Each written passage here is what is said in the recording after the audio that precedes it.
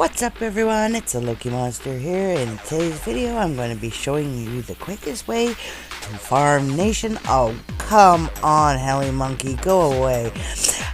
Nation, sorry about that guys, he's just so desperate for attention he'll bother anyone. Where were we? Nation Weapon Fragments, so we can craft any of these weapons. Now all of these new weapons that were in my video earlier this week require these new Nation Weapon Fragments. Now where do the weapon fragments come from? All the weapons in the Forge of Forlorn have a chance of dropping them, but the larger swords like Abandon Cruelty, the 8th Betrayal Blade, the P-Blonde, Phoenix Blade of Nulgath, and the Crystal Phoenix Blade of Nulgath, which I hear we are getting that sword in the game next week. No confirmation on that for sure. Have a guaranteed drop. Now that my party's caught up with me, we are actually doing a circuit. We are starting each time at Abaddon. Now I would recommend using an AoE class or at least an AoE cross skill like Mogulmancer Freeze, which is great because these weapons are susceptible to it, and or Warrior Slam, but that won't really buy you any time if you're getting overwhelmed. That's why I really like using the Freeze, because it can buy you that little extra bit of time that you might need for your healing potion to be ready again.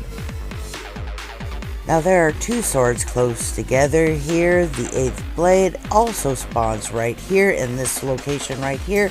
Now we are going to gather up a lot of these swords, and there it has appeared, and we're just going to hit that and everything that we gathered up at the same time. Now, unfortunately, like I said, you don't always get anything for those smaller ones, but besides XP, and I have used a class boost on this. It's not a bad farm for that at all. Now partying up, of course, is the fastest way of doing it, but you still will be able to do these solo by yourself. Now I'm going to teach you my number one trick right here. Now that they are all gone, I'm going to jump off the edge. Why am I jumping off the edge? Because it takes you right to the middle again. And as you can see, I've cut away half the distance I had to travel, and my party can just go to, yes guys, go-tos are allowed on this map, which is wonderful. So my party goes to me, and we gather them up again and freeze them up and then just slam them hard. Now you're going to have to learn how to time your attacks with this. With Mage, I always want to have my Blitzy's Blizzard ready when I've gotten the mob gathered up so I can tag them all. But there are classes like Warrior and Berserker where you don't have to worry quite so much about the timing. If you really get the timing down good, you can get a party that can kill all of the weapons in an area, defeat the sword, then move to the next area, kill all the weapons in that area, and then kill the sword, so you get this perfect cycle going. Now this is the one section, if you are only playing with a small party or you're doing this solo, you might actually want to exclude this 4th sword, the Crystal Phoenix Blade of Nulgath, because all the weapons in here are easily provoked. Unlike the other ones, it's very hard to get a clear path without being attacked. If you're by yourself, you're going to actually have to take out several weapons before you can get to the Crystal Blade. I also discovered while doing it solo with a party, the faster you kill them, the faster they respawn.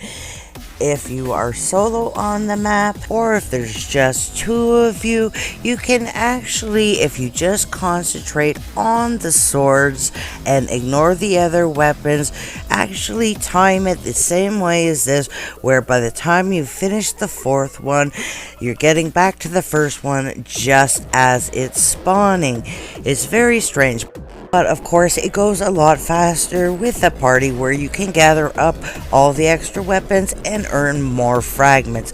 Now, once again, I jump off of that end, and now I just head back to our very first sword again. Now, if you don't have a party, but there is a pack running back and forth, say their party's full, just follow along and use the little shortcut of jumping off the edge so you make sure you get there in time, because you won't be able to use the go-to. I want to thank you for joining me, and if you like my cut and paste videos, please consider subscribing and hitting that thumbs up. I'll see you next time.